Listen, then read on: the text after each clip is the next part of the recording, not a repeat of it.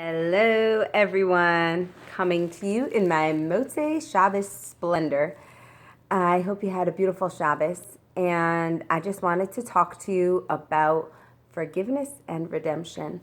And the deeper I get in this work, the more it's clear to me that all of this is synonymous with Emunah, and that really there's a period of our life where we're asleep, and then there's a period where we're awake.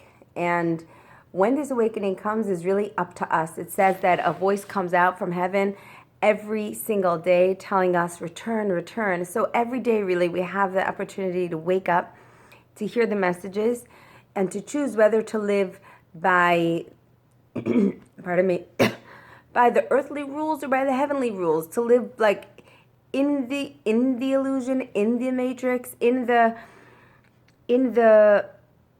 physical reality, or to see through it, to blast through it, and to see the Emunah reality, and to see what's really, really there.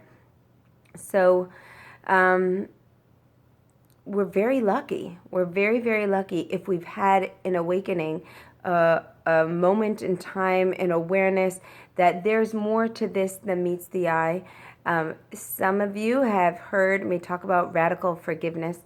Radical forgiveness is the name of a book, and it's so funny. It had such an impact on me when I read the first chapter, and I got so excited that I gave it away. And then today I was reading more of it, and it's not a Jewish book, so some of the languaging is, it's calling on it's all Emunah. You just kind of delete a few words in there, but the framework of everything in our life happening so that our soul could play out the reason that it's here. And therefore, everything in our life actually being a gift. And therefore, the villains in our life actually being heroic characters who are playing the role of villain to bring us a message. And this is a total game changer. It's a total table turner. It's like, now you can actually be in your life and realize that it's all for you, which is the bottom line of Emunah, is that if it's not a loving message, it's not a God message. So I've given this example before about myself, but it's the one that I remember because it's myself, so I want to give it to you now. And that is that I had a series of relationships that had serious boundary issues. A series of people that came into my life, and they would come and everything would look normal, and before you know it, my boundaries were being violated. I couldn't be honest anymore about what I did or didn't want. My head was full of drama. I extended myself or my home or parts of myself in ways that I was not comfortable doing, and grew to really resent people. And this happened again and again and again. And I knew that what would happen is, as I would learn the lesson, these people would leave my life, but I only learned it part of the way because then I would get the lesson at another level. So what happened was that I learned boundaries, and in doing this, and in doing forgiveness work and forgiving all these people who I thought were just like horrible with their boundaries and coming into my life, and I have to protect myself against them, I learned through this radical forgiveness work that somewhere in my ancient childhood, I had a belief, because of whatever happened, that I have to give myself away in ways that are uncomfortable in order to make people happy. And that's a necessary part of relationship, is you have to let your boundaries be violated, and that's the rule. And so I walked really through nearly 4 decades now with that rule, that you can't stand firm and clear in who you are. If you're going to be in a relationship, you're going to basically have to be dishonest. And really, through the lens of radical forgiveness, through the lens of Emunah, every one of these situations was an opportunity for me to undo that belief, to reclaim myself, and to say, no, I don't have to. I don't have to extend myself in ways that are uncomfortable. I could be true to myself.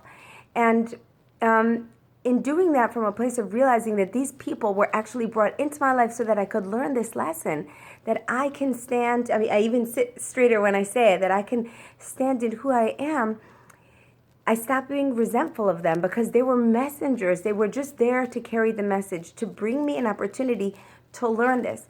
Because and then when I didn't learn it, another one came, and all this series of people came so that I personally would learn this lesson. So it's interesting because especially when we talk about boundary work, we tend to have, at the beginning, tended to have a very sort of like an anger about it. An anger, a me versus them, the healthy people versus the unhealthy people. And you keep those unhealthy people away. But what I realize now is that it's so much deeper than that. It's not about the healthy people, the unhealthy people. It's about only your own growth. And if this is where you need to grow, it doesn't matter whether the people are healthy or unhealthy, because all that matters is what you choose to do with them. And then it stopped being like the world stopped being a cast of characters, of the good characters and the bad characters. They're all good characters because every single person in your life in some way is there to help your soul grow into what your soul is meant to be, into what my soul is meant to be. And what my soul knew before I got here is that there is a oneness, that God is in everything, that I have a piece of perfection inside of me, that that all of this world is an illusion, and we're just here to actually blast through that illusion. We come in, we get this we're shielded from the fact that it's an illusion, and then we have to actually make our way out of the matrix while being in the matrix. And that's called growth. And when you do that, that's called redemption, when you really, really, really get it. And I cannot tell you how beautiful it is, the era that we live in now. And the era that we live in now, everything is speeding up. People are coming to this awareness. It's like it's the end of days. People are getting it from all different sources. They're just getting, it's about Emunah. It's about purpose. It's about, it's not anymore about being a victim. We're not victims. We're not people with horrible lives and horrible things happening to us. No, no, no, no, no. In that pain, we have to experience that pain, because it's only by inhabiting that pain, really feeling the illusion, that we could have the opportunity to blast through the illusion. That's why it says that the greatest Kiddush Hashem is in the darkness. That's the greatest sanctification of God's name is when you find Him in the darkness. I'll finish up. So we are speeding up now, and the truth is that you will meet more and more and more people having this awakening. And sometimes I feel like you could come in. It's not private. Come on in. Sometimes I feel like I don't have the adequate words to express the message that I want to give over. There's so many different ways to come about it. I could talk one day about marriage. I could talk another day about relationships. I could talk another day about Emunah. But at the bottom, it's all really the same message: to get out of the victim mentality and to get into the awakening. And that awakening can only happen when you first start loving yourself, when you start realizing that you're worthy of love, that all of this that is happening to you is a loving message for you. There's got to be a self there. And this awakening is what I call redemption, this transformation from being in your life feeling like you're being pummeled from all sides and stuff is happening to you, to looking at life through the lens of Emunah, through the lens of transformation, through the lens of an awakening. Call it whatever you want, but looking at it like it is all there to grow you. Your soul came down for this exact purpose, and the people who are bringing the messages to you are doing you the greatest gift. And when you get that, man, it is called inner peace. That is inner peace. And you will be able to spot the other people, who have this peace. One of the mega bonuses that I've had in my life is now I'm part of this circle of people. And some of them I've met, and some of them I haven't met. But I'm finding them. They're finding me. We're all finding each other. They're finding you. People who have done their inner work, who have found themselves in the midst of everything that's going on, who have found Hashem, who have found their the opposite of their victimhood. They're proactive in growing of themselves in this life. Their willingness to be open to whatever God's messages are. And it's like a club that's open to everyone. So I invite you to find your own redemption. And if you have, please look out for another announcement from me, because we are beginning a blog, a redemption blog, and we want your stories. What happened and what's it like now? What's it like now for you? Where are you overcoming your victim mentality? Okay?